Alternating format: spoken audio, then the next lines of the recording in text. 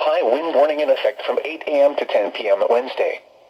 What? East winds 30 to 40 miles per hour with gusts 55 to 65 miles per hour expected. Where? Western Monmouth and Eastern Monmouth. When? From 8 a.m. to 10 p.m. Wednesday.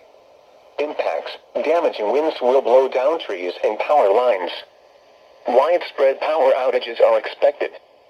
Travel will be difficult, especially for high-profile vehicles. Additional details: the strongest winds are expected to occur near the coast and along Raritan Bay. People should avoid being outside around trees. Use caution if you must drive.